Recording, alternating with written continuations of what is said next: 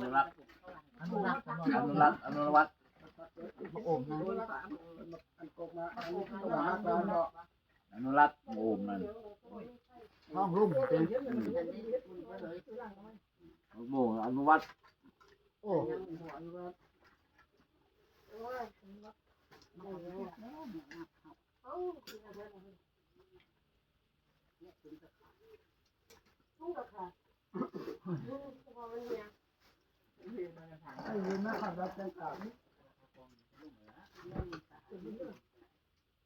ข้าวพองเลยข้าวพองสวยยังข้าวพองโอ้ธีรยุทธให้ต่ำเลยให้ต่ำเลยพัฒนาวุฒิพัฒนาวุฒิต่ำพัฒนาวุฒิ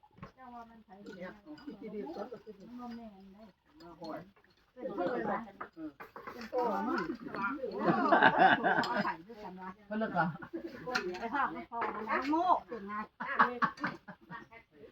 พ่อเป็นอะไรโมกสิที่แดงมาบ่อนพวก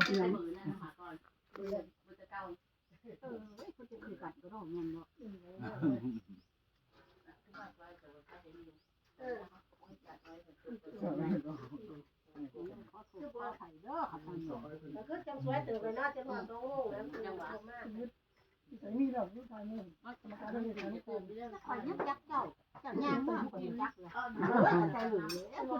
มีโอ่งไหนบักผ่อนนะโอ้ยมันเอียงอยู่หมุนได้จังได๋เนาะมันเอียงอยู่ไปตั้งสูงๆน่ะไม่ใหญ่หล่นแล้ว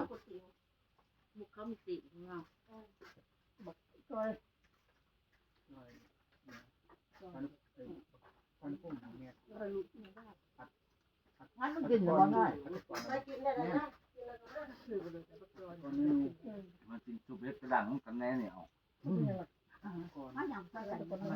ได้งัดปลาเขาแล้วแม่ย่างหวนอยู่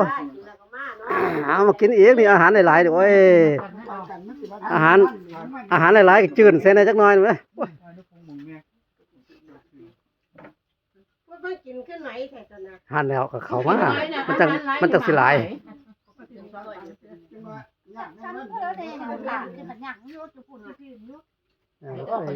วิ่งลงมาบ่ทะแล้วง่ายบ่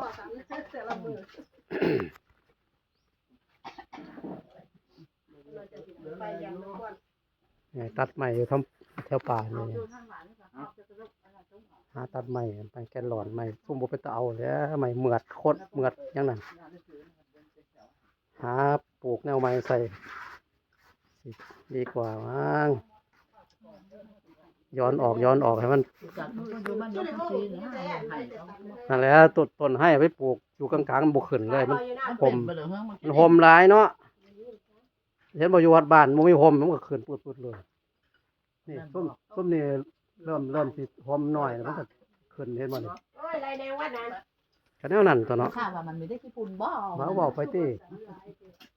มันบ่ได้แดดมันบ่ได้มีแสงแดดเนาะห่มไม้คุ้มมันอยู่มันก็สิขึ้น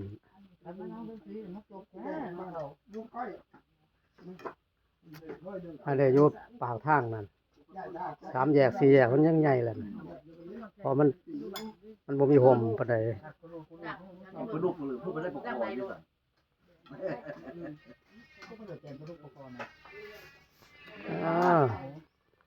แล้วมื้อนี้บ่กุฏิหน่อยเนาะแล้วคือบ่แล้ว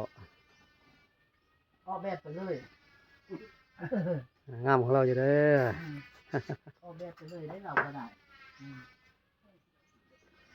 เฮ็ดตามเงินบ่มีเฮ็ดตามบ่มีเงิน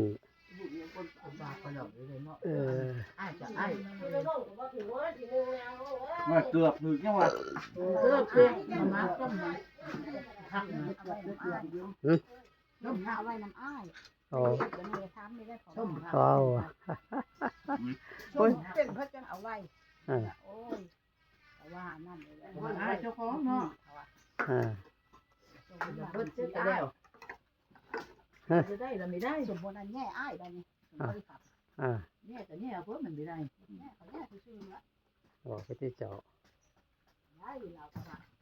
เราก็วัดเขาถามว่าอยากคนนี้ มันเป็นแสนเฮ้ย